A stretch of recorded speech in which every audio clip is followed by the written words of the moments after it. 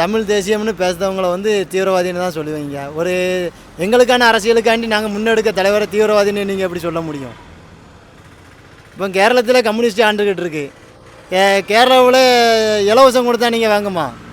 நாங்கள் இலவசம் வேண்டாம், உழைப்பு தான் வேணும், இப்போ நாங்களே உழைச்சிக்கிடுதோம், நீ வேலையை மட்டும் கூட நாங்கள் சம்பாதிச்சுக்கிடுதோன்னு சொல்லுவோம். இலவசத்தை வந்து மக்களோட மூளையை மழுங்கடிக்காதன்னு சொல்லுவோம். சாராயம் வேண்டாம்னு சொல்லுவோம். அப்படிங்கும்போது நாங்கள் தமிழ் தேசியம் நாங்கள் எங்கள் மொழிக்காண்டி போராடிக்கிட்டு இருக்கோம். 100% தமிழர்களுக்கு வேலைவாய்ப்பு வேணும், இலவச தண்ணீர் வேணும், இலவச மருத்துவம் வேணும், இலவச கல்வி வேணும்னு போராடிக்கிட்டு இருக்கோம். அது பேசுனா இங்கே தீவிரவாதின்னு தான் எல்லோரும் சொல்லுவாங்க. ஓகேவா? அதனால் எங்கள் அண்ணன் வந்து தீவிரவாதி இல்லை, அவர் தமிழர்களுக்கான எழுச்சி. என்றைக்குமே பிரபாகரன் வந்து ஒரு தீவிரவாதி கிடையாது. அதை தமிழ் தேசிய அரசியலை வென்றெடுக்கணுங்க குறிக்கோள போயிட்டு இருக்கக்கூடிய எல்லாத்தையுமே ஒரு இனத்துக்கான அரசியலை முன்னெடுக்கும் போது எல்லா பேருமே ஒன்று சேர்ந்து பல பேர் தீவிரவாதின்னு தான் பேசிகிட்டு இருக்காங்க. அது ஏற்றுக்கொள்ள முடியாது, நாங்கள் ஏற்றுக்கல. ஏன்னா என் மண்ணுக்கான அரசியல் நான் செஞ்சிகிட்டு இருக்கேன். என் மண்ணுக்கான அரசியலை அண்ணன் சீமான் முன்னெடுத்து போயிட்டுருக்காரு. அவர் முன்னெடுத்திருக்கக்கூடிய தலைவர் மேதகு பிரபாகரன். ஒரு இனம் அழிஞ்சிடக்கூடாது, ஒரு இனம் விடுதலைக்காக போராடின ஒரு மனிதனை எப்படி தீவிரவாதின்னு சொல்ல முடியும்? அது எப்படி ஏற்றுக்க முடியும்? ஒரு இனம், நான் அடிமைப்பட்டிருக்கேன், நான் சுதந்திரம் இல்லாத ஒரு நாட்டில் வாழ்ந்துகிட்டு இருக்கேன், எனக்கு சுதந்திரம் வேணும், நான் போராடுறேன். அதுக்கான முன்னெடுப்பை மக்கள் இடத்துல பேசி அதுக்கான முயற்சிகளை எடுத்து நான் அந்த விடுதலைக்காக போராட்டத்தை நான் போராடிக்கிட்டு இருக்கேன். என்ன தீவிரவாதி அப்படின்னா, இங்கே பல நாடுகள் சுதந்திரம் அடைவதற்கு போராடி இருக்குது. அத்தனை நாட்டு தலைவரும் நம்ம தீவிரவாதிகளா? அத்தனை நாட்டோட தலைவர்களும் தீவிரவாதிகள் நம்ம முத்திரப்படுத்திடுவோமா?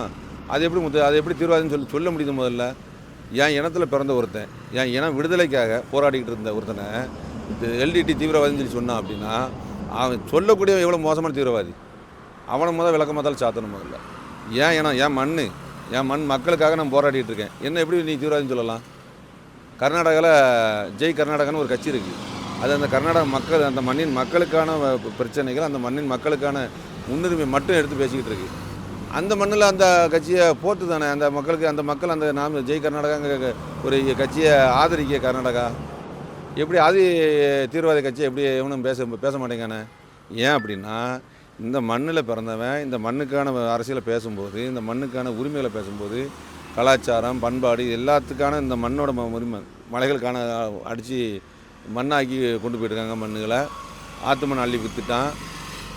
மலைகளை புறத்தையும் கல்குவாரின்னு சொல்லி அதை அடித்து நூறுக்கி இயற்கை வளத்தை களிமலத்தை விற்று தின்னுக்கிட்டு இருக்கான்.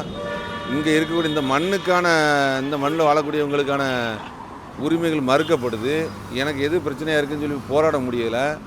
அதை எதிர்த்து எனக்கு ஒரு அநீதி நடக்குன்னா அதை எதிர்த்து போராடணும்னா அதை என்ன அடக்குமுறை கொண்டு அடக்குறோம் அப்படின்னா, அப்போ எனக்கான முன்னுரிமை என்ன தான் இருக்குது?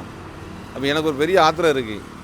எனக்கு ஒரு சுதந்திரமாக எனக்கு என்ன தேவையோ அதை நான் சுதந்திரமாக கேட்கணும்னு நான் சொல்லும்போது என் குரவலை நசுக்கப்படுது. அப்போ அதுக்கு ஒருத்தன் எழுந்து என் கூட தோளோட தோளை கொடுத்து ஒருத்தன் வந்து நிற்கான் அப்படின்னா, அவன் எனக்கான தலைவன். அப்படி நின்ன தலைவன் தான் மேதகு பிரபாகரன்.